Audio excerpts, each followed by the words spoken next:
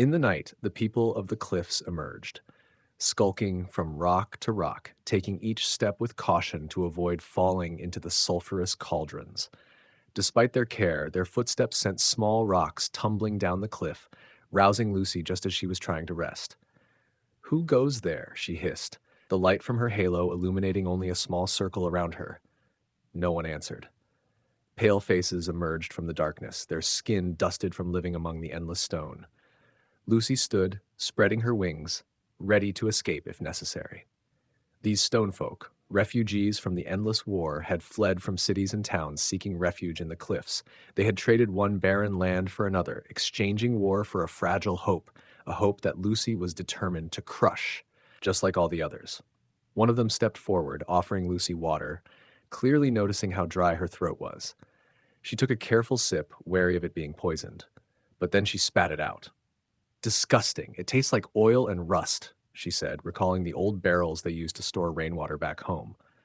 The one she assumed to be the leader frowned, pulling back the canteen. His demeanor became more serious as he took a drink himself. "Who are you?" Lucy asked, eyeing the group of stone folk. "We could ask you the same," the leader replied. They had surrounded her, closing in quietly from the rocks. "My name is Lucy." "Why are you here, Lucy? The mountains are no place for an angel." Lucy smiled that smile, the one that had always made men fall under her spell. But the stone folk remained unmoved, with only a single raised eyebrow in response. Her confidence wavered, just a little. "I'm looking for my brother, my evil brother." "We haven't seen him." It was Lucy's turn to frown, unused to such blunt rejection. "I haven't even told you what he looks like." They just stared at her. "He looks like me," she added, turning to show them her wings, but with wings black as night, claws sharp as razors. The stone folk exchanged a subtle glance that Lucy caught immediately. "You've seen him," she said, certain now. "We know him." She grinned again, but this time it wasn't to charm them. She grinned because she could almost taste her brother's death. Or maybe it was the overpowering smell of the unwashed stone folk that made her feel that way. Either way, she was close to her goal. "I'd like to see him," Lucy said. "Take me to him." The leader locked eyes with two of his companions, and they separated from the group. They spoke in hushed voices, their tone flat, as if they were simply stating facts. "We'll take you to him," the leader said at last. Lucy smiled sweetly and thanked them, though her gratitude was far from sincere. Of course, they would take her. Eventually, they all gave in. She spread her wings to fly, but the leader shook his head. "We walk," he said. "All of us. Builds character," Father would have said about walking. "A whole lot of good character will do them once I deal with them." Reluctantly, she followed. They passed boulders and craters, mounds of gravel, and the scars left by bombs that had fallen long ago. It all blurred together until Lucy started to suspect they were walking in circles. "We're not," the leader reassured, pointing out new features of the barren landscape. The emptiness made Lucy's heart ache. She longed for a single tree, something green among all the dust and stone.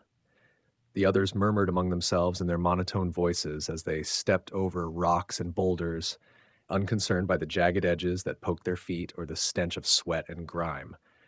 Lucy lagged behind, taking longer pauses as she shook her head at how the stone folk kept walking without tiring. "Do you not like walking?" a small voice asked from beside her. Lucy jumped. The child, one of the stone folk, had materialized from the shadows, pale as a ghost and nearly as silent. Lucy couldn't tell if it was a boy or a girl. All the stone folk looked the same in the glow of her halo. "Why would I? I can just fly," Lucy replied. "I can't," the child said matter-of-factly. "My name is Peblarium. I go by Pebble. Is Lucy short for anything?" "No," Lucy snapped, though she wondered if it was. She had never thought to ask her father. "Keep asking questions and I might just send you back to the rocks, Pebble?" "Do you want my shoes?" Pebble asked, noticing the state of Lucy's worn-out footwear. Her shoes were already beginning to tear, stones poking through the soles. Lucy glanced down at his small feet and scoffed. "They won't fit. You have small feet." Pebble smiled, his teeth streaked with grime from the dust. "Like pebbles," he said with a grin before darting off into the darkness. He returned a moment later with a pair of larger shoes in his hands. "Here," Pebble said, offering them. "No," Lucy replied curtly. "My shoes are fine."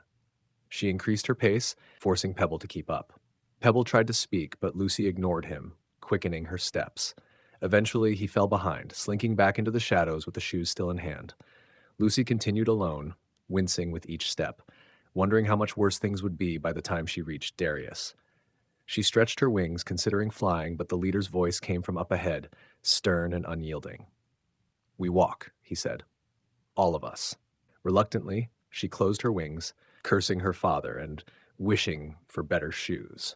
Night gave way to dawn. Lucy stood on a high ledge, looking out over a landscape that stretched endlessly in every direction. She couldn't tell if they had reached their destination or if they were still lost.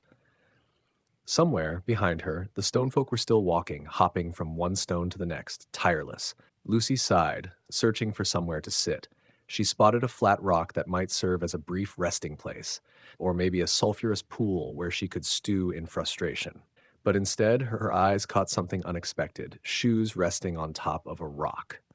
She glanced around, unsure if anyone was watching. She was alone, the child either ahead with the others or hiding nearby. Quickly, so no one would see, Lucy slipped off her own shoes and put on the ones she had been left. As night fell and the cold set in, the stone folk gathered around one of the bubbling cauldrons to warm themselves. Lucy sat on a rock apart from the group, hugging her knees for warmth. In low, murmuring voices, the stone folk chatted and chewed the tough, leathery meat they'd brought with them. Pebble emerged from the shadows, slipping closer to Lucy before she even noticed the small cliff creature. "Aren't you lonely? Aren't you nosy? You ask a lot of questions for a little kid," Lucy snapped back. She hadn't figured out whether Pebble was a girl or boy, but calling it a girl seemed safest. Pebble frowned as Lucy's jab hit home.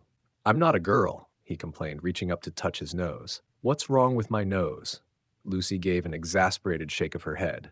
"Nothing's wrong with your nose. It's just an expression. Why aren't you over there with the others?"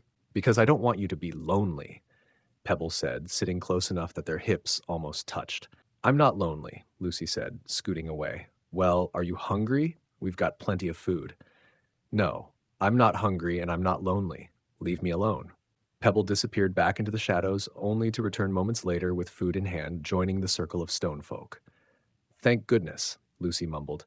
Just a second too soon, Pebble reappeared again, food in hand. "In case you get hungry," he said, setting the dried meat beside her and looking away. Lucy eyed the food, considering throwing it into the darkness, but her stomach cramped, growling in protest, and reluctantly she picked up the food. "Thanks," she muttered, taking a bite. It was tough, but as she chewed, it softened a little, and her stomach grumbled its approval. Pebble smiled, then pointed at the stone folk huddled by the cauldron. "Want to come where it's warm?" Lucy sighed at his persistence. "Fine, but only if you leave me alone."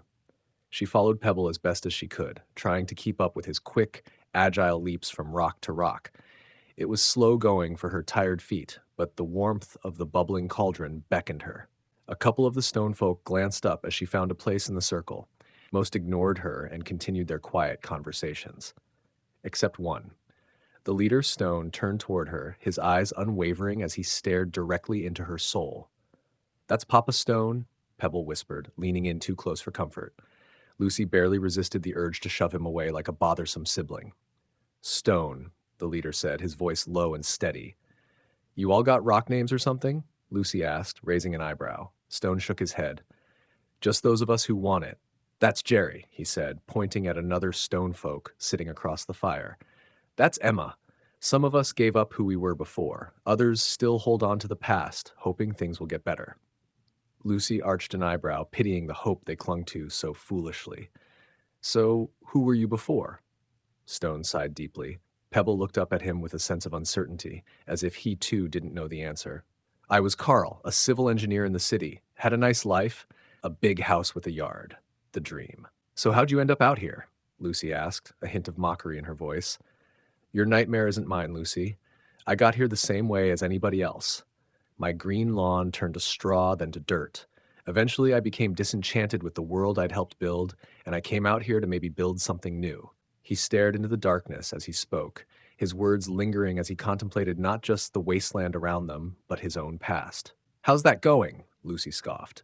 His gaze shifted back to her, now intense enough that it made Lucy shrink slightly. Her halo dimmed in response. Stone bit into the tough, dried meat, speaking through his chewing. It's not. There's a whole lot of evil out there, and not nearly enough good to fight it. Lucy flashed her most angelic smile. That's why I'm here, right? He snorted, then stared at her with a look that made her narrow her eyes. Speaking of which, how much further? This walking is starting to get old. Stone looked into the dark expanse ahead, as though trying to discern some marker in the bleakness. We'll be there tomorrow. And then what? You tell me. Then I find my brother, Lucy said confidently. Stone nodded. Sure, I'll be going with you. The rest of them will continue back home. No need, Lucy said quickly. I'll be fine alone. Really?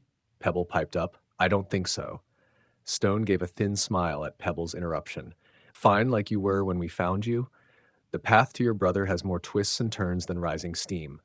I'll be going with you. Then I'll deal with you too. Lucy eyed him carefully, weighing whether he'd be a threat. Why won't the others come? Because I'm not risking their lives with mine. Whatever happens down there, I don't think it'll be a happy reunion.